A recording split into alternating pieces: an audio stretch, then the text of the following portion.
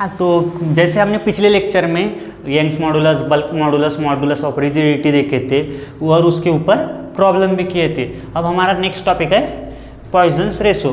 Poisons ratio क्या होता है? Lateral strain upon longitudinal strain, मतलब उनका रेशो होता है।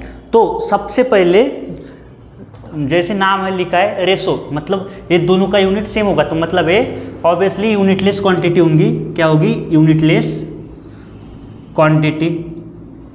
उसके बाद लैटरल स्ट्रेन, लॉन्जिट्यूडनल स्ट्रेन क्या होता है हमने वो देख चुके हैं, बट जो क्या होते हैं लैटरल स्ट्रेन क्या होते हैं, जैसे कि जिस एंगल में, जिस डायरेक्शन में हम फोर्स अप्लाई करते उसके परपेंडिकुलर जो चेंज होते हैं उसको हम बोलते हैं लैटरल स्ट्रेन। जैसे कि फॉर एग्जांपल समझ लो एक रॉड है, अगर हम इस डायरेक्शन में इसको अपनी तरफ ऐसे खींचते, टेंशन लगाते, तो फोर्स की डायरेक्शन ये है। तो अगर इसी डायरेक्शन में ऐसे खींचते हुए जो चेंज इन लेंथ यहाँ पे होता है, जो delta L upon small L से डिनोट करते, वो क्या होता है?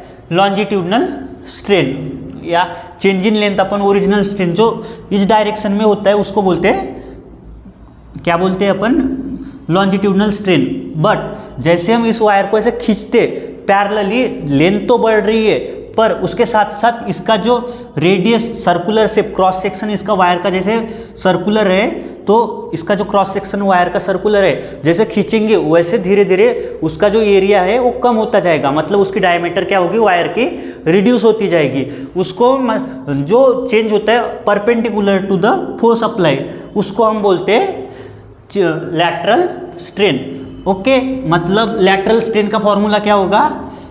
Change in diameter upon original diameter, और लॉन्जिट्यूडनल स्ट्रेन का क्या है? Change in length upon original length. Okay, इतना हुआ। उसके बाद इसमें कोई डाउट है? नहीं। उसके बाद हमारा मेन इंपॉर्टेंट टॉपिक है elastic potential energy. Next topic क्या है? Elastic potential energy. ओके, उसमें सबसे पहले इलास्टिक एनर्जी का फॉर्मूला क्या होता है? पोटेंशियल एनर्जी मतलब work done, force into displacement. Okay, but इसमें क्या होगा? जो फोर्स हमने यंग्स मॉडुलस का फॉर्मूला क्या था? यंग्स मॉडुलस में पढ़े थे, force upon area change in length upon original length बराबर। उसके बाद हम यहाँ पे क्या कर रहे हैं, या इसको हम स्मॉल एल से भी डिनोट कर सकते हैं, चेंज इन लेंथ को, इलोंगेशन को। तो फोर्स मतलब क्या होगा इधर? Force is equal to Young's modulus area change in length upon original length. Okay, इतना हुआ। उसके बाद हम यहाँ पे अगर इसको फोर्स की जगह पे ये वैल्यू पुट करें और चेंज इन लेंथ स्मॉल, अगर हम इंटीग्रेट करने के लिए डिस्प्लेसमेंट को dl मान ले, तो क्या होगा? यह की जगह पे क्या पुट करेंगे हम? यंग्स मॉडुलस का y एरिया अपॉन यल, और क्या करेंगे? इंटीग्रेशन करेंगे, कहाँ से? 0 से l तक। ओके, तो अब इंटीग्रेशन, ये भी कांस्टेंट है, ए भी कांस्टेंट है, ए भी कांस्टेंट है, फंक्शन क्या है? dl का यल। तो ये सारी चीज़ें क्या हो जाएगी? बाहर निकल जाएगी और बचेगा क्या? 0 to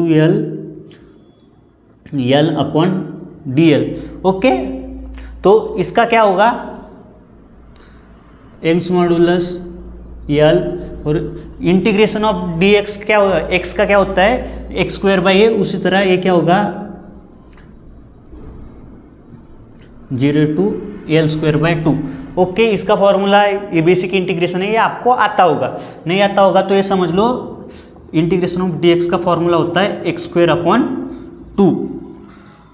तो जैसे हमने ये पढ़े, जैसे हम इसमें लिमिट पुट करने के बाद हमको क्या मिल जाएगा? Formula y(a)l²/l। ओके, ये क्या वो मिल गया हमको? इलास्टिक पोटेंशियल एनर्जी, मतलब पोटेंशियल एनर्जी इक्वल टू क्या मिल गया?